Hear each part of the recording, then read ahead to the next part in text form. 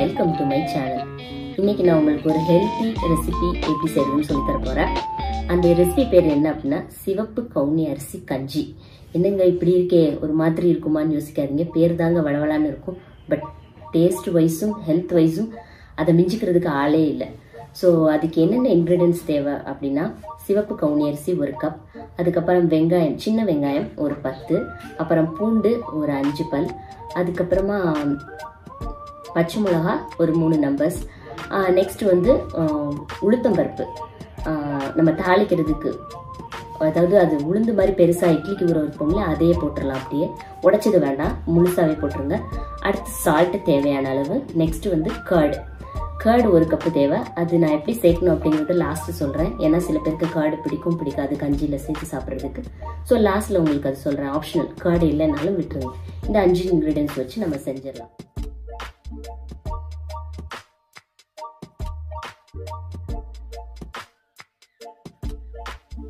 So எப்படி இந்த சிவப்பு கவுனி அரிசி கஞ்சி செய்கிறது அப்படிங்கிறத பார்க்கலாம். வாங்க கிச்சனுக்குள்ளே போகலாம். இதுதாங்க சிவப்பு கவுனி அரிசி. 1 கப்பு எடுத்திருக்கேன். 4 பேருக்கு 1 கப்பு ஃபுல்லாக எடுத்திருக்கேன். இது என்ன பண்ணுறேன் அப்படின்னா முத நாள் நைட்டே நான் ஊற வச்சிடுறேங்க.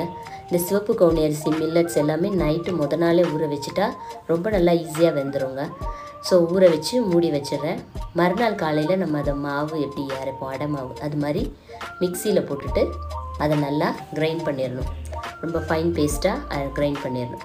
இப்போது ஒரு சட்டி எடுத்துக்கோங்க. அந்த சட்டியில் 1 கப்பு ரைஸ் அப்படின்னா 4 கப்பு நார்மல் வாட்டர் ஊற்றிடுங்க. இன்னொரு கப்பு எக்ஸ்ட்ராவாக ஊற்றணும். அது என்ன தண்ணி அப்படின்னா நம்ம ஊற வைக்கிறோம் இல்லையா, அந்த தண்ணி. அதையும் ஏன்னா நம்ம இப்போ மிக்சியை அரைக்கும் போது கொஞ்சம் தண்ணி ஊற்றுவோம், மிச்சம் இருக்கும் இல்லையா, அதையும் அதில் சேர்த்துறோம். ஏன்னா சத்து அதில் நிறையா இருக்கும். ஸோ 5 கப்பு தண்ணி. ஸோ அடுத்து நம்ம சொன்ன மாதிரி இன்க்ரீடியன்ஸு வெங்காயம், பச்சை மிளகா, பூண்டு எல்லாத்தையும் நான் கட் பண்ணி ரெடி பண்ணி வச்சுருக்கேன் ஒரு ஓரமாக. இப்போ இந்த சட்டியை நம்ம அடுப்பில் வச்சுட்டு தண்ணி நல்லா கொதிச்சதுக்கப்புறமா நம்ம அரைச்சி வச்சுருக்கிற இந்த சிவப்பு கவுனி அரிசி இருக்குது இல்லையா, அதை வந்து நம்ம மிக்சியில் அரைச்சி வச்சுருக்கோம் இல்லையா, அதை நல்லா ஊற்றிடணும். இது நல்லா வேகுங்க.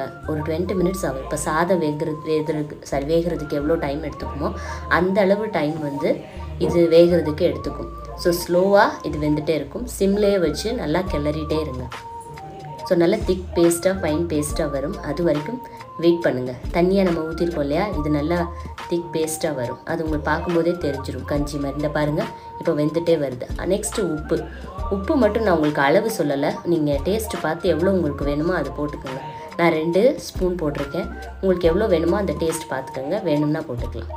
நெக்ஸ்ட்டு ஒரு வடை சட்டி எடுத்துக்கோங்க. ஒரு 2 டேபிள் ஸ்பூன் நெய் ஊற்றிக்கோங்க, ஆர் நல்லெண்ணெய், ஏதாவது ஒன்று ஊற்றிக்கிட்டு அதில் நம்ம இப்போ வச்சுருக்கோம் இல்லையா உளுத்தம்பருப்பு, அதை நல்லா தாளிச்சிருங்க. எண்ணெய் நல்லா காஞ்சதுக்கப்புறமா உளுத்தம்பருப்பு போடுங்க.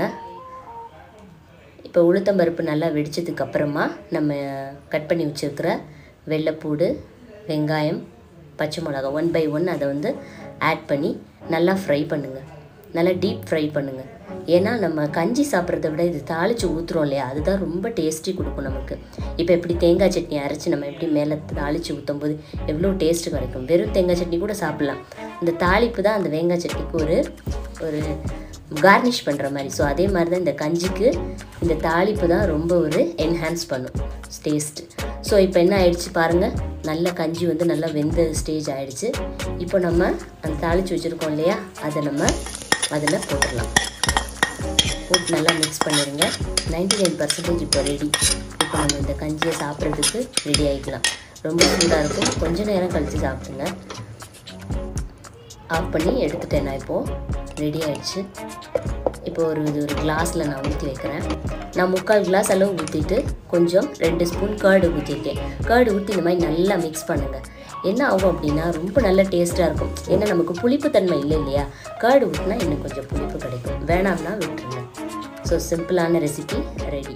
இந்த வீடியோ பிடிச்சிருந்துச்சாங்க. இந்த கஞ்சி வந்து நிஜமாகவே ரொம்ப ஹெல்த் பெனிஃபிஷியல்ஸ் நிறையா இருக்குது. என்னென்ன இருக்குது அப்படிங்கிறது நான் சொல்கிறத விட நீங்களே நிறைய யூடியூப்பில் சர்ச் பண்ணி யூடியூப் பண்ணி பாருங்கள். நிறைய விஷயங்கள் இருக்குதுங்க. கட்டாயமாக வீக்லி ஒன்ஸாவது இது நம்ம எடுத்துகிட்டே ஆகணும். ஏன்னா இப்போ இருக்கிற ஃபாஸ்ட் ஃபுட் வேர்ல்டில் நமக்கு ஹெல்த்தியான ரெசிபி நமக்கு சாப்பிடவே முடியறதில்லை. ஸோ குழந்தைங்களுக்கு இந்த ப்ராக்டிஸ் பண்ணுறது கொடுக்குறது. ஓகே, ஸோ எல்லோரும் இந்த டிஷ்ஷை ட்ரை பண்ணணும். நான் இப்போ வந்து பெங்களூரில் இருக்கேங்க. வெக்கேஷனுக்காக வந்திருக்கோம். எங்கள் வீட்டில் ஒரு குட்டி ஏஞ்சல் வந்திருக்காங்க. அதனால பெங்களூரில் இருக்கேன். அதான் வியூ எல்லாம் பாருங்கள், நல்லா இருக்கா? பயங்கரமாக இருக்குங்க வீடியோஸ் எல்லாம். இது 24 மாடி உள்ள கட்டிடம் உள்ள ஒரு பிளாக்ல நம்ம இருப்போம். மறக்காமல் இந்த வீடியோக்கு லைக் பண்ணுங்கள், கமெண்ட் பண்ணுங்கள். எல்லாரும் எங்கள் சேனலை சப்ஸ்கிரைப் பண்ணுங்கள். தேங்க்யூ.